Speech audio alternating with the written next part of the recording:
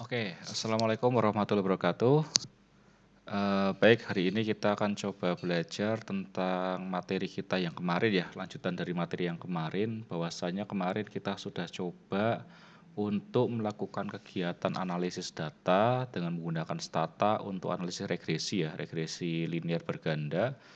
Nah, kemarin kita sudah sama-sama tahu bahwasanya model regresi itu tidak melulu bisa dianggap valid gitu ya, tidak bisa langsung kita gunakan ya, model regresi tidak bisa langsung kita gunakan.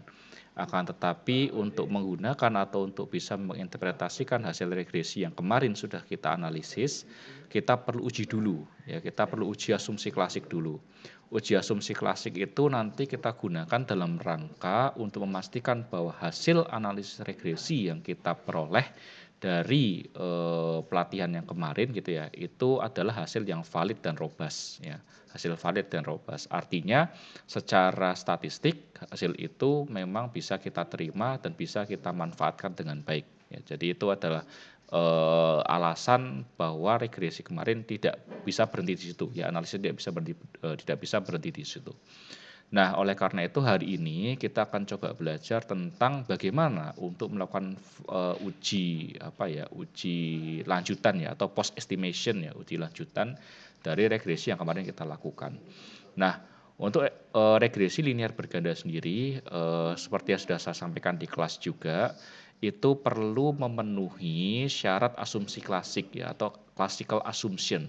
Classical assumption ini perlu dipenuhi sebelum kita menggunakan atau sebelum kita menginterpretasikan hasil regresi yang kita analisis ya. Nah, classical assumption itu nanti terdiri dari 4 ya. Yang pertama normality ya, dari normalitas, kemudian heteroscedasticity ya, dari heteroscedasticitas, kemudian multicollinearitas, dan yang terakhir dari autokorelasi. Nanti kita akan coba satu persatu bagaimana untuk menganalisis tesnya itu ya. Jadi menguji normalitas bagaimana, heteroscedasitas bagaimana, autokorelasi seperti apa, dan sampai multikoleritasnya seperti apa. Nah, nanti kita akan coba lihat ujinya satu persatu. Nah, di layar saya itu sudah terlihat ada di semuanya data atau tampilan stata kita ya. Kita masih menggunakan data yang kemarin, kita punya variabel B ya di sini ya. Di sini kita lihat ya, ada variabel B ya, ada variabel YD, ada variabel P, ada DT gitu ya, masih sama, ada year ya, jadi tahun.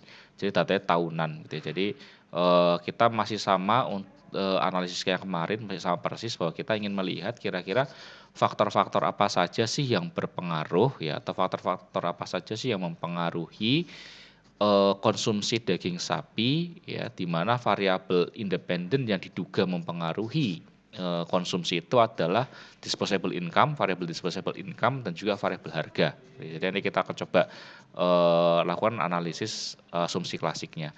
Nah, kita akan lakukan analisis yang pertama, ada di semuanya, Bapak Ibu semuanya, yaitu dengan melakukan uji normalitas.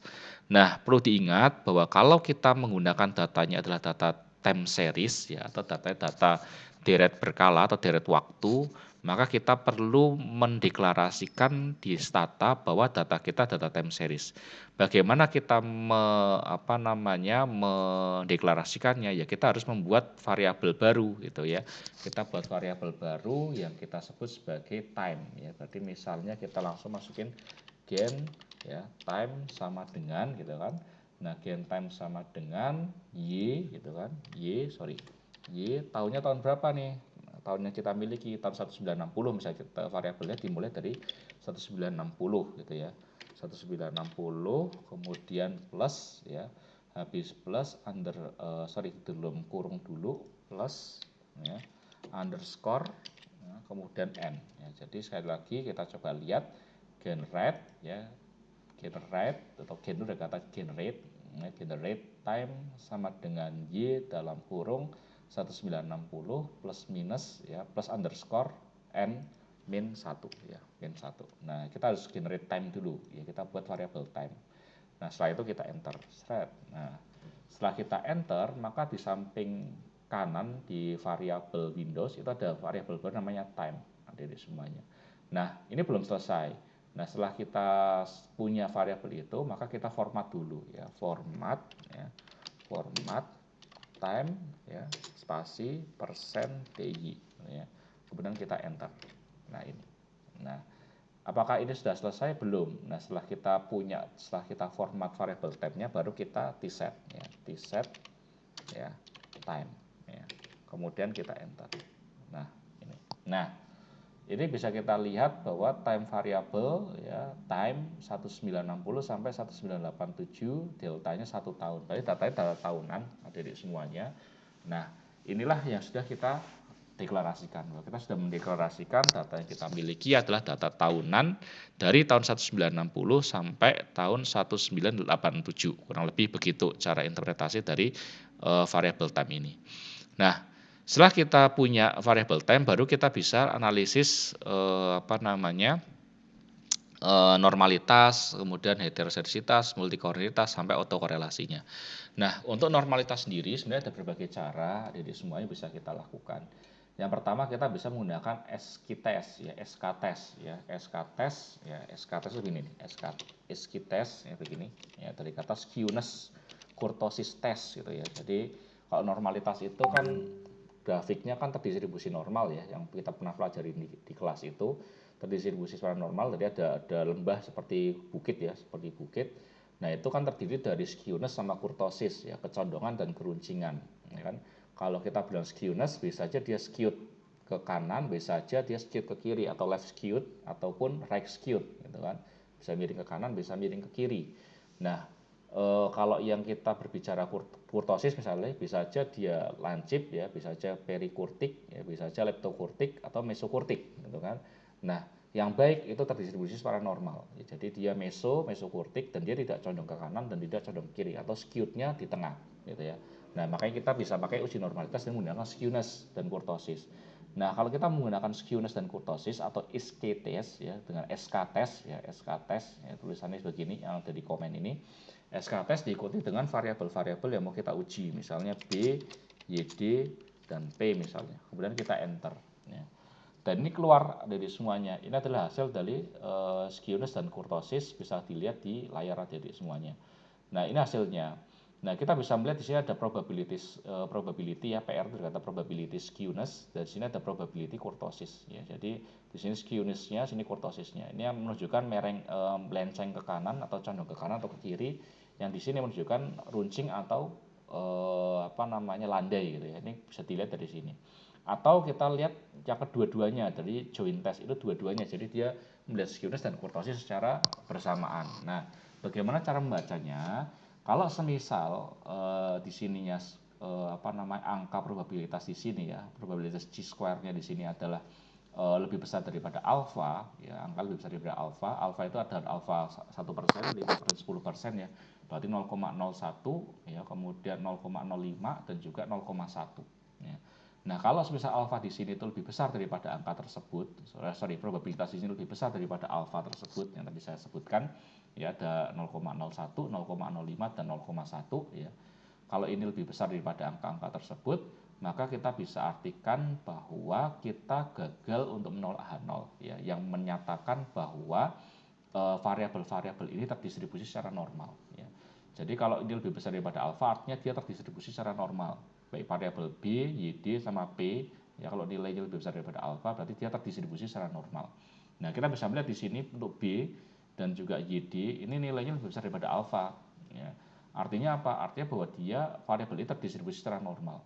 Kalau yang P ini kurang dari alfa, berarti dia tidak terdistribusi secara normal atau terindikasi variabel P ini tidak normal ya, variabel tidak normal ya. Kita bisa melihat di sini yang bermasalah adalah di kurtosisnya gitu kan. Skewness-nya dia di atas alfa nih, angkanya nih di atas alfa, berarti skewness-nya sudah di tengah, dia tidak melenceng ke kiri ataupun tidak melenceng ke kanan. Tapi kurtosisnya dia nilainya signifikan, artinya dia tidak di tengah ya, tidak mesokurtis, tetapi cenderung untuk lepto ataupun platykurtis ya. Inilah yang jadi masalah kita.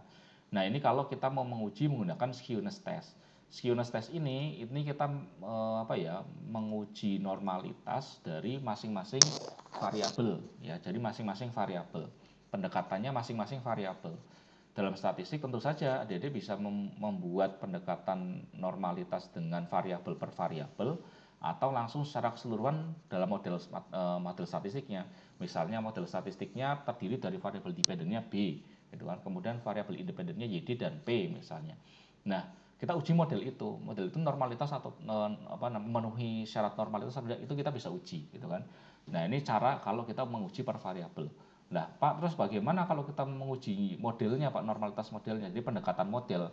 Ya, maka langkah pertama kita lakukan adalah melakukan regresi dulu, ya, regresi yaitu di reg, ya, B, ya, variabel diikuti dengan variabel dependent, kemudian diikut variabel independennya, gitu kan, YD dan P. Kemudian kita enter, ya kan. Nah, setelah kita melakukan proses regresi, gitu kan, regresi ini kita sudah melakukan regresi, nah hasil regresinya seperti yang kemarin ya. Nah, kita buat variabel baru, gitu kan. Kita melakukan predik, ya. Kita melakukan predik, ya, prediksi, ya, variabel bernama resid, ya, kita tulis resid yang terdiri dari residualnya, ya, residuals. Nah, ini Pak, ini resid ini namanya boleh diganti-ganti nggak? Iya, bisa aja. Mau diganti A, mau diganti B, boleh. Atau nama lain boleh.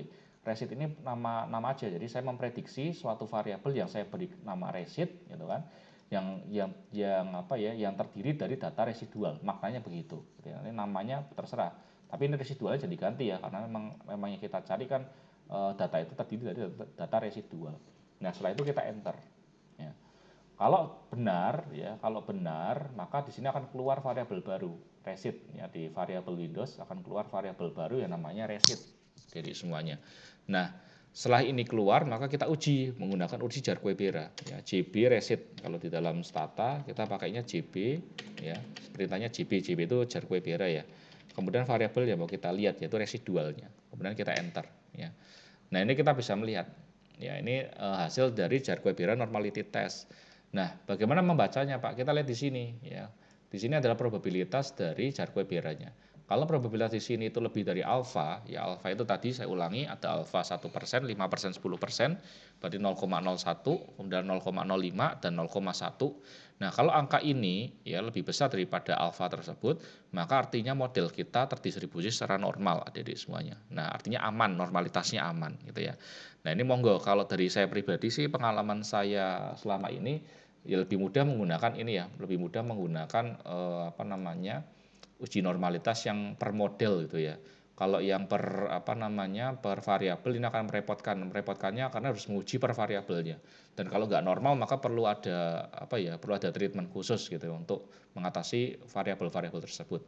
Nah, dari itu akan lebih mudah kalau kita menggunakan Jarque-Bera gitu ya untuk uji normalitasnya. Nah, ini ya, jadi secara normalitas ini terdistribusi secara normal, artinya uji asumsi klasik yang pertama terpenuhi ya dari semuanya. Jadi bahwa regresi atau hasil regresi yang kita lakukan itu harus memenuhi asumsi klasik yang normalitas itu terpenuhi. Ya, terpenuhi. Jadi normalitasnya terdistribusi secara normal, artinya begitu. Ya, data yang kita miliki terdistribusi secara normal. Nah, setelah normalitas terpenuhi, maka kita coba uji untuk asumsi klasik yang lain. Kita uji dulu misalnya heteroskedastisitas ya, heteroskedastisitas.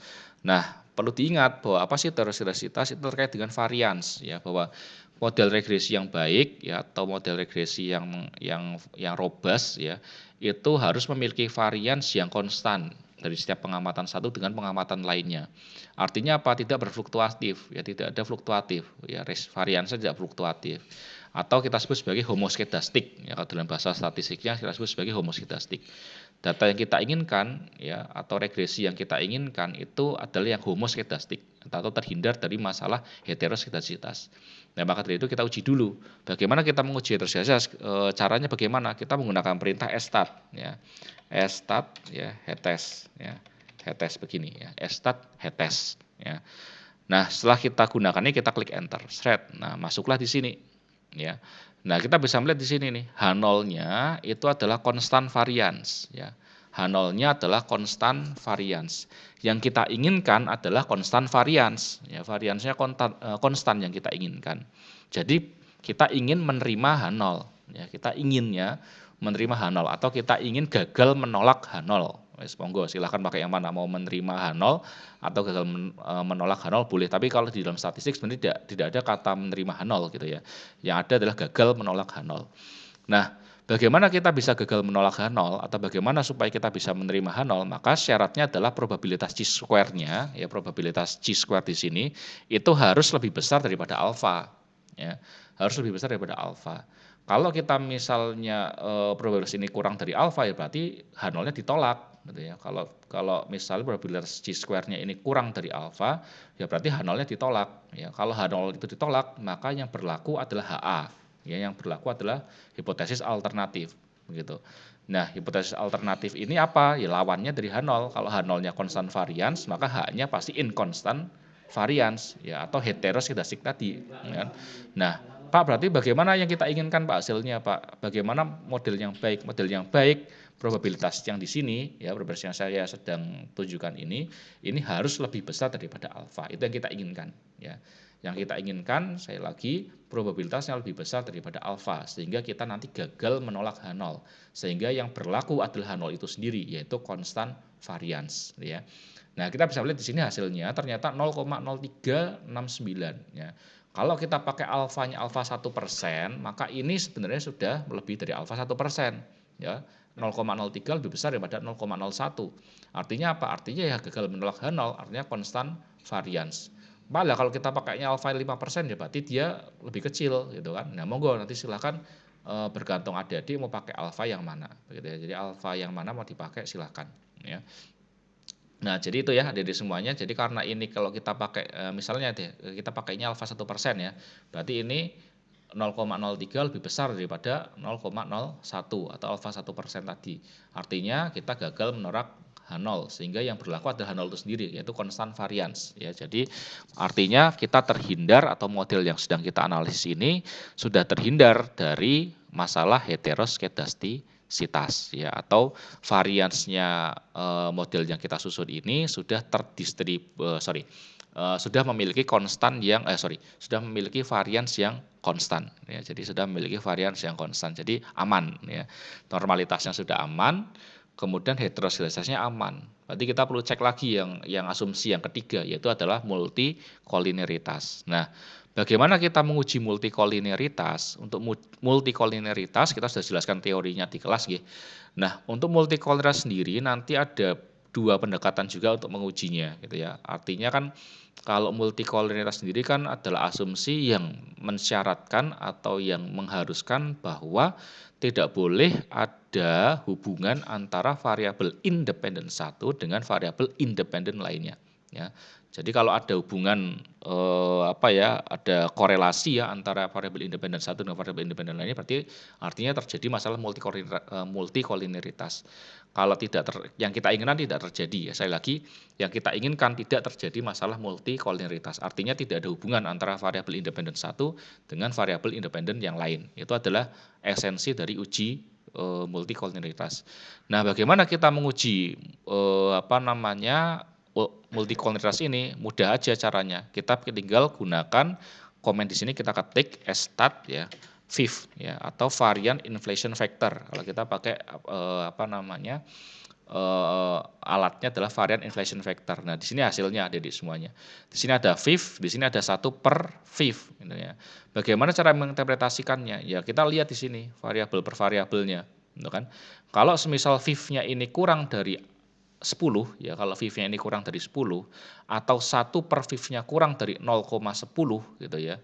Lebih dari 0,10, kurang dari 10 gitu ya, kurang dari 10 itu, maka kita bisa katakan bahwa variabel ini terhindar dari masalah multikolineritas, ya. Saya lagi, kalau VIF-nya ini kurang dari 10 gitu kan, maka variabel atau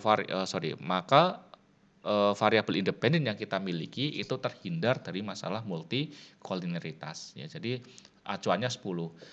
Walaupun sih nanti kalau masalah acuan ini nanti bisa bergantung pada sumber yang nanti kalian pegang gitu ya. Karena setiap namanya statistik ya, yang penting kalian punya dasar argumentasi pengambilan keputusan yang tepat, itu saya rasa tidak masalah. Misalnya, "Pak, saya nemu jurnal nih Pak, pakai standarnya 0,20." Ya boleh-boleh aja kalau memang itu dianggap valid gitu kan. Nah, nanti silakan bisa berdebat dengan dosen pembimbingnya begitu. Tapi kalau yang saya sarankan 10 gitu ya, yang banyak dipakai itu 10. Jadi kalau adik-adik nanti VIF-nya itu kurang dari 10, artinya terhindar dari masalah multikolinialitas. "Pak, apakah ada cara lain Pak untuk menguji VIF ini?" "Pak, ada. Kita menggunakan pendekatan korelasi." Ya, korelasi itu bagaimana caranya Pak? Pakai perintah correlate, ya. Correlate, kita ketik correlate, ya, correlate, tuliskan variabel-variabel yang mau diuji, misalnya B, YDP gitu kan, kemudian kita enter. Nah, ini korelasi adik-adik semuanya. Nah, korelasi ini bagaimana cara bacanya? Kalau semisal variabel itu mempunyai koefisien korelasi di atas 0,8 ya, atau sebagian buku menyatakan 0,7 gitu ya, itu artinya ada masalah korelasi ya. Kalau ada 0,7 atau 0,8 ke atas ya nilainya, korelasinya, berarti ada masalah korelasi. Contoh nih misalnya, di sini ada YD sama P. YD sama P ini dia koefisien korelasinya 0,8984 nih, ya kan di sini ya. Ini kan sebenarnya lebih tinggi daripada 0,8 ya. Jadi berdasarkan pendekatan korelasi ya, ini diduga ada korelasi yang kuat antara variabel P dan variabel YD. Padahal P dan YD ini kan variabel independen ya. Jadi secara statistik sebenarnya tidak boleh ada korelasi gitu kan. Tapi ada korelasi. Jadi ini berbahaya sebenarnya, variabel ini berbahaya gitu ya. Jadi perlu hati-hati dengan variabel B dan variabel YD. Nah, kalau yang ini bagaimana cara bacanya Pak? Kalau yang ini kan B itu kan variabel independen ya, variabel terikatnya begitu kan. Jadi ini teman-teman lihat yang variabel tidak terikatnya aja gitu kan. Misalnya ini YD sama P ya. Jadi yang dilihat cukup ini aja sebenarnya gitu kan. Karena variabelnya cuma 2 ya, yaitu variabel YD sama variabel P. Variabel independennya cuma 2 ya, YD dan P. Jadi yang kita lihat sebenarnya cukup ini aja, cukup korelasi antara YD sama P. Pak, yang ini gimana Pak? Ini nggak usah dilihat. Mengapa? Karena ini kan hubungan antara B dan variabel independennya gitu kan. Mereka ada hubungan ya monggo, nggak ada hubungannya nggak masalah gitu kan. Nanti bisa diuji pakai regresi. Jadi it's okay, nggak masalah. Jadi dilihat adalah hubungan antara variabel independen satu dengan variabel independen lainnya. Contohnya di sini adalah P dan YD gitu ya. Jadi itu. Nah, monggo silakan mau pakai yang VIF atau mau pakai yang korelasi boleh, monggo silakan. Yang biasa dipakai sih korelasi, yang bisa dipakai biasanya STAT, ya STAT VIF biasanya dipakai, atau kita menggunakannya biasanya varian inflation factor ya. Monggo bergantung kita peneliti gitu ya, kira-kira mau pakai alat yang mana. Jadi alternatif alatnya ada banyak gitu ya. Nah, kita kalau besar berdasarkan VIF maka ini terhindar dari masalah multikolinialitas ya kalau kita pakai VIF, karena dia nilainya di bawah 10 gitu ya. Jadi terhindar dari masalah multikolinialitas. Nah, berikutnya yang terakhir adalah autokorelasi. Ya, ujiannya yang terakhir adalah autokorelasi. Uji autokorelasi ini adalah uji yang spesifik sebenarnya untuk data time series gitu ya, bahwa antara pengamatan satu dengan pengamatan yang lain tidak boleh ada korelasi, tidak boleh ada hubungan gitu ya. Kalau multikolinialitas kan tidak boleh ada hubungan antara variabel independen satu dengan variabel independen yang lain. Nah, kalau autokorelasi tidak boleh ada hubungan antara pengamatan satu dengan pengamatan lainnya ya. Oleh karena itu, kalau autokorelasi sendiri biasanya kita uji kalau data yang kita gunakan adalah data time series ya. Kalau datanya cross section ya, atau data yang sifatnya tidak deret waktu begitu, itu tidak diharuskan untuk menguji autokorelasi ya. Yang diharuskan saat data itu time series. Mengapa kok bisa demikian? Karena data time series sangat besar potensinya terjadi autokorelasi. Mengapa? Karena data tahun ini misalnya, inflasi tahun ini misalnya, itu sangat mungkin dipengaruhi oleh inflasi tahun sebelumnya, gitu kan. Atau inflasi tahun sebelumnya bisa saja dipengaruhi atau sangat mungkin dipengaruhi oleh inflasi tahun sebelumnya lagi. Artinya ada korelasi antara pengamatan satu dengan pengamatan lainnya yang tidak boleh dilakukan kalau kita menggunakan data time series, gitu ya. Nah, itu menjadi warning gitu ya bagi teman-teman semuanya, bahwa autokorelasi dipakai saat adik-adik semuanya menggunakan data time series. Kalau tidak menggunakan data cross section misalnya ya, datanya cross section, ya nggak perlu pakai autokorelasi ya, cukup 3. Ya kalau datanya cross section cukup 3, yaitu normalitas, heterozidasitas sama multikolinialitas gitu ya. Jadi itu. Nah, berhubung data yang kita miliki ini adalah data time series, maka kita coba uji menggunakan uji autokorelasi gitu ya. Bagaimana mengujinya? Kita pakai stat ya, be good free ya, stat ya, be good free ya, stat be good free, enter gitu ya. Nah, ini keluar ya. Nah, cara baca gimana? Stat be good free dari kata Bruce Godfrey ya. Jadi LM test for autocorrelation. Jadi ini adalah metode uji autokorelasinya. Nah, bagaimana cara bacanya, Pak? Kita lihat di sini H0-nya. H0-nya apa sih bacanya? No serial correlation ya. Di sana tidak terdapat serial correlation. H0-nya begitu ya. Berarti yang kita inginkan apa? Yang kita inginkan tidak ada serial correlation ya. Kita inginkan tidak terjadi serial correlation. Artinya kita ingin gagal menolak H0 ya. Kita ingin gagal menolak H0. Kalau kita ingin gagal menolak H0, maka probabilitas C-square yang ada di sini harus lebih tinggi ya dari alfa, gitu kan? Kalau dia kurang dari alfa, ya contohnya ini 0,001 ini kan kurang dari alfa nih, ya kan? Kurang dari alfa, baik alfa 1%, 5%, atau 10%, ya kan? Kurang dari alfa. Artinya signifikan. Kalau signifikan pasti H0-nya ditolak. Ya. Kalau H0 ditolak, pasti yang berlaku nanti HA-nya atau hipotesis alternatifnya, yaitu there is serial correlation, gitu kan? There is serial correlation atau di sana ada serial correlation. Nah, dari hasil ini kita bisa melihat bahwa dalam model yang kita susun ini sangat mungkin atau diduga terjadi serial correlation. Karena apa? Probabilitasnya signifikan nih di sini, ya kan? Di sini nilai signifikan, ya. Sehingga sehingga H0-nya ditolak, ya, sehingga H0-nya ditolak. Karena kita menolak H0 yang berbunyi no serial correlation, berarti yang berlaku adalah HA. Ya. Yang berlaku adalah there is serial correlation. Di sana ada serial correlation. Ya. Artinya ada masalah autokorelasi di dalam model yang sedang kita susun ini. Ya. Nah, ini adalah cara kita untuk menguji asumsi klasik. Ya. Nah, Pak, bagaimana kalau normalitasnya sudah aman, gitu, heteroskedasnya sudah aman, multikolonialitas sudah aman, tetapi autokorelasinya bermasalah, kan? Atau sebaliknya misalnya, autokorelasinya aman, ya, normalitasnya aman, kemudian heterosnya aman, tapi terjadi multikolonialitas, ya. Atau terjadi heteroskedasitas misalnya, atau terjadi lebih dari satu, ya, misalnya normalitasnya nggak memenuhi, heterosnya nggak memenuhi, ya maka model yang kalian susun itu belum valid, ya. Belum valid dan robust, sehingga perlu kalian treatment lagi, perlu kalian sesuaikan lagi, gitu kan, perlu kalian olah lagi datanya sehingga terhindar dari 4 asumsi klasik tadi, ya. Sehingga yang kita harapkan ya data yang robust dan valid tadi adalah data yang memenuhi asumsi klasik, ya. Artinya normalitasnya aman, ya, datanya normal, kemudian heteroskedastasnya aman, ya, artinya datanya homoskedastik, kemudian multikolonialitasnya aman, ya, tidak ada korelasi antara variabel independen satu dengan variabel independen lainnya, dan autokorelasinya juga aman, ya. Yang kita ingat empat-empatnya aman, baru disebut sebagai regresinya adik-adik itu terbebas dari masalah